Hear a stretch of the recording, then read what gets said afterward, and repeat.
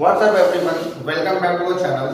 और आज हम लोग कंटिन्यू करने वाले हैं अपने चैप्टर नंबर 5 को, यानी इमर्जिंग मोड्स ऑफ बिजनेस को। दो छोटे छोटे टॉपिक उसमें रह गए थे, एक ई बिजनेस रिस्क और एक आउटसोर्सिंग। तो आज हम लोग कंप्लीट कर लेंगे और ये चैप्टर हमारा हो जाएगा ओवर। उसके बाद बहुत जल्द हम लेकर के आएंगे चैप्टर नंबर 6। तो चलो आप देखते हैं जल्दी से क्या क्या टॉपिक रह गए। सबसे पहला ट्रांजैक्शंस यानी ई बिजनेस का रिस्क। तो ई बिजनेस रिस्क में मेनली तीन तरह के रिस्क है, जो मैंने पिछले वीडियो में भी आपको लिस्ट लिखवाई है। सबसे पहला होता है ट्रांजैक्शन रिस्क, उसके बाद होता है data storage and transmission risk, and third risk of threats to intellectual property and privacy. अब सबसे पहले ट्रांजैक्शन रिस्क। तो ट्रांजैक्शन रिस्क में आपको तीन चीजें याद रखनी है, डीओपी यानी मेमोरी टेक्निक है डॉग। ट्रांजैक्शन रिस्क में याद रखना है डॉग। डॉग का मतलब क्या होता है? Default on delivery, D for delivery, O for order taking and giving, and P for payment. तो ट्रांजैक्शन सिस्टम में तीन तरह के रिस्क होते हैं। जब भी आप ऑनलाइन बिजनेस करोगे, ऑनलाइन परचेजिंग करोगे, तो आपको तीन तरह के रिस्क देखने को मिल सकते हैं।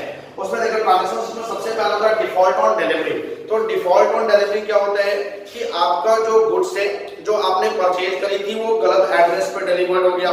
तो जनरली इस तरह का रिस्क होता है, इसको लोग बोलते हैं डिफॉल्ट ऑन डिलीवरी। उसके बाद नेक्स्ट हमारा होता है default on order taking and giving, यानी आपने ऑर्डर प्लेस किया, आपके यहाँ ऑर्डर दिखा रहा है कि आपका ऑर्डर प्लेस हो चुका है, बट आपका जो सेलर हो रहा है वो बोल रहा है कि ऑर्डर मिला ही नहीं है, या सेलर ऑर्डर डिलीवर कर चुका है बट वो डिलीवर आपको मिला नहीं। तो that is the default on order taking and giving. उसके बाद लास्ट होता है default on payment. Default on payment में आपने पेमेंट कर दिया बट सेलर बोलता है कि मुझे पेमेंट नहीं मिला, यानी पेमेंट आपके अकाउंट से डिडक्ट हो गया बट सामने वाले यानी सेलर को वो पेमेंट रिसीव नहीं हुआ है। तो that is called the default on payment. तो ये तीन रिस्क है डॉप, याद रखना है आपको, default on payment, default on order taking and giving, and default on delivery.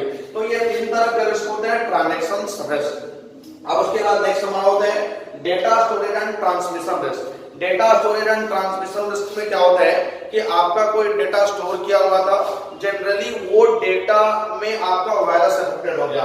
तो मेनली जो डेटा स्टोरेज और ट्रांसमिशन रिस्क है उसमें दो तरह के रिस्क आते हैं, एक हमारा वायरस होता है और एक हमारा हैकिंग होता है। अब सबसे पहला वायरस। वायरस क्या होता है ये आपको पता है। वायरस जो होता है ये रेप्लिकेट होता है। रेप्लिकेट का मतलब कि ये अपने आप को बहुत जल्द स्प्रेड करता है, अपने आप को बहुत जल्द मल्टीप्लाई करता है। यानी वायरस, अगर आपके डेटा में वायरस है और आपका डेटा कोई और यूज कर रहा है, आपके लैपटॉप में वायरस है, आपके लैपटॉप को कोई और यूज कर रहा है, तो जनरली उसके लैपटॉप में भी वायरस पहुंच जाएगा।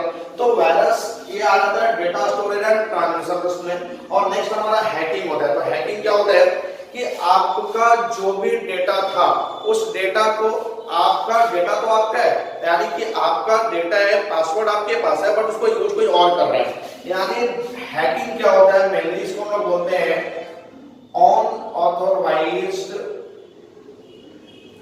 एक्सेस। Unauthorised access. अब अनऑथराइज्ड एक्सेस का मतलब कि डेटा तो आपका है, पासवर्ड तो सिर्फ आपके पास था, बट इसको कोई और भी यूज कर रहा है, आपके डेटा को कोई और हैक करके यूज कर रहा है। तो that is called the hacking. तो data storage and transmission risk में आपके पास दो चीजें आती है, दो रिस्क आती है, एक वायरस और दूसरा हैकिंग। और लास्ट हमारा risk of threat to intellectual property and privacy. Intellectual property and privacy का मतलब क्या होता है कि अगर कोई भी चीजें इंटरनेट पर आएगी तो उसको लोग कॉपी कर सकते हैं, कॉपी करके उसको गलत तरीके से यूज कर सकते हैं। जैसे आप कोई भी इंफॉर्मेशन प्रोवाइड करते हो फ्लिपकार्ट या अमेजन को, जैसे अकाउंट नंबर, आधार कार्ड, पैन कार्ड, तो जनरली वो डेटा कोई भी कॉपी कर सकता है और उसको गलत तरीके से यूज कर सकते हैं। तो उसमें फिर आपका प्राइवेसी जो है, कॉन्फिडेंशियलिटी जो है वो बिल्कुल खत्म हो जाएगा। तो इसको हम बोलते हैं risk of threat to intellectual property and privacy. तो तीन तरह के रिस्क, आप जल्दी से बोलो कौन कौन सा। सबसे पहला ट्रांजैक्शन रिस्क, नेक्स्ट हमारा होता है data storage and transmission risk, और third risk of threats to intellectual property and privacy risk. तो ये हो गया बिजनेस रिस्क। अब moving forward to the next topic, एक लास्ट टॉपिक हमारा बच गया छोटा सा, आउटसोर्सिंग। आउटसोर्सिंग। अब मेनली आउटसोर्सिंग होता क्या है कि हम अपना काम किसी दूसरे पर्सन से करवा रहे हैं, यानी इंडिया से काम को आउटसोर्स किए जा रहे हैं किसी दूसरे कंट्री में, इंडिया किसी दूसरे कंट्री का काम ले रहा है। यानी एक ऐसा कॉन्ट्रैक्ट जिसमें एक पर्सन अपना काम किसी दूसरे पर्सन से करवाता है, उसको हम लोग क्या बोलते हैं, आउटसोर्स। अब मेनली आउटसोर्सिंग होता क्या है, तो इट मींस कॉन्ट्रैक्टिंग आउट। इसमें एक कॉन्ट्रैक्ट किया जाता है the activities of business, business के एक्टिविटीज के लिए टू द थर्ड पार्टी, यानी थर्ड पार्टी के साथ बिजनेस के सारे एक्टिविटीज के लिए एक कॉन्ट्रैक्ट किया जाता है कि बिजनेस के एक्टिविटीज को ये थर्ड पार्टी करके देगा, पूरा करके देगा, उसको हम लोग बोलते हैं आउटसोर्सिंग। अब मेनली किस तरह के वर्क को आउटसोर्स किया जाता है, तो इस टॉपिक में काम को दो पार्टों में बांटा गया है। एक हमारा होता है कोर एक्टिविटी, एक्टिविटीज को मेनली हम लोग दो पार्ट में बांटते हैं। एक्टिविटीज एक होता है हमारा कोर एक्टिविटी और एक होता है non core activity, core activity और नॉन कोर एक्टिविटी। अब कोर एक्टिविटी क्या होता है कि वैसा एक्टिविटी जो बिजनेस के लिए काफी इंपॉर्टेंट है। कोर एक्टिविटी का मतलब कि बिजनेस के लिए काफी इंपॉर्टेंट है, बहुत ज्यादा इंपॉर्टेंट है। और नॉन कोर एक्टिविटी का मतलब कि ये बहुत ज्यादा इंपॉर्टेंट नहीं है, यानी अगर इसको हम खुद से ना करें तो भी चलेगा, कोई फर्क नहीं पड़ेगा। That is called the non core activity. तो जो बिजनेस के लिए काफी इंपॉर्टेंट है that is called the core activity, और जो बहुत ज्यादा बिजनेस के लिए इंपॉर्टेंट नहीं है नॉन कोर एक्टिविटी। तो यहाँ पे जनरली हम लोग कौन से एक्टिविटी को आउटसोर्स करते हैं, तो generally non core activities are outsource, non core activity को आउटसोर्स करते हैं। क्यों?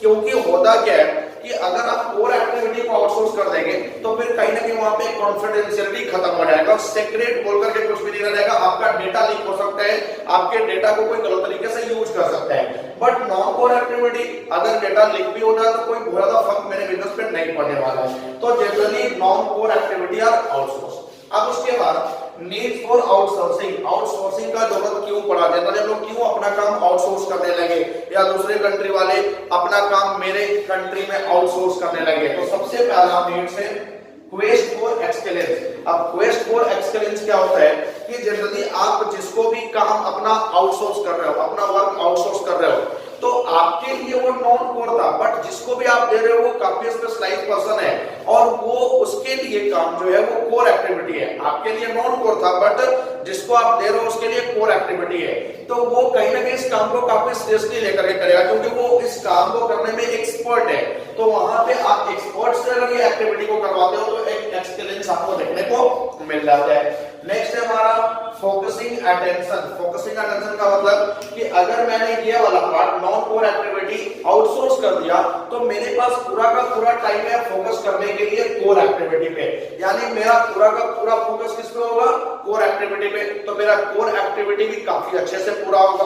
और लास्ट हमारा है reduction of cost. Reduction of cost क्या होता है कि आप जिस कंपनी को भी अपना काम आउटसोर्स कर रहे हो, जो आउटसोर्सिंग कंपनी होती है जनरली उसके पास एक इकोनॉमी ऑफ स्केल देखने को मिलता है। इकोनॉमी ऑफ स्केल से क्या मतलब है कि उसके काम जो है वो लार्ज बल्क में आता है, क्योंकि वो जनरली आउटसोर्सिंग कंपनी यही काम करती है, दूसरों का काम कॉन्ट्रैक्ट करती है और उसको पूरा करके देती है। तो उसके पास काम एक बल्क में आता है, काफी लार्ज स्केल पे उसके पास काम आता है।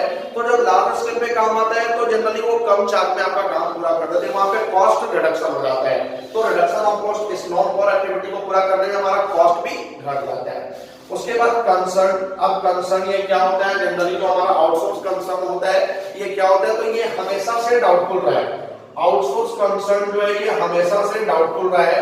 डाउटफुल क्यों रहा है पहले आप इसको समझेगा, यानी क्यों हम लोग आउटसोर्स करने से पहले, किसी भी काम को आउटसोर्स करने से पहले सोचते हैं कि ये काम आउटसोर्स करें या ना करें। तो सबसे पहला कॉन्फिडेंशियलिटी। अभी मैंने आपको बताया कि अगर आप कोर एक्टिविटी को आउटसोर्स कर देते हो तो वहां पे कॉन्फिडेंशियलिटी खत्म हो जाता है, आपका डेटा लीक हो जाता है, आपके प्राइवेसी को लोग जान जाते हैं। तो एक कॉन्फिडेंशियलिटी का डाउट होता है कि मेरा डेटा लीक हो सकता है। Second, resentment of home country. अब रिसेंटमेंट ऑफ होम कंट्री से क्या मतलब है कि हमारे इंडिया में भी, हमारे कंट्री में भी बहुत सारे लोग हैं जो इस काम को कर सकते थे, यानी अगर हम ये काम अपने ही कंट्री के लोगों से करवाते तो वहां पे एम्प्लॉयमेंट अपॉर्चुनिटी जनरेट होता, लोगों को काम मिलता और लोग खुश रहते। बट ये काम मैंने क्या किया, आउटसोर्स कर दिया अदर कंट्री को।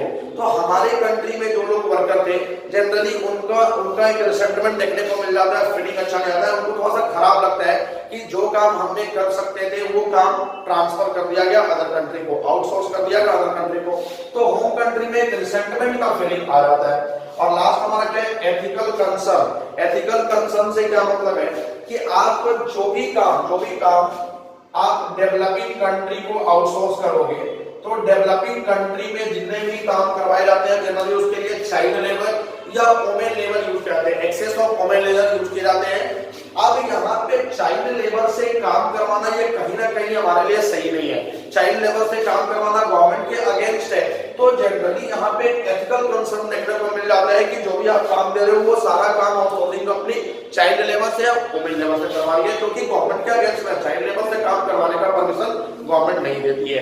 तो ये सब है आउटसोर्सिंग। आउटसोर्सिंग क्या है, नीड फॉर आउटसोर्सिंग क्या है, कंसर्न क्या है। जनरली आपको ये सारा टॉपिक क्लियर हुआ तो यहाँ से ये चैप्टर हमारा कंप्लीट होता है। इस चैप्टर में कोई भी टॉपिक नहीं बचता है। Overall chapter 5 is completed and to wait for the next chapter number 6 I will try to upload the chapter number 6 video tomorrow. तो आई होप ये सारा कुछ क्लियर है। अब उसके बाद बहुत जल्द हम लोग मिलते हैं चैप्टर नंबर 6 के साथ। तब तक आप इसको पढ़ते रहो, इसका नोट्स बनाओ और कोई भी डाउट होता है तो आप कमेंट सेक्शन में मैसेज करो। Thank you.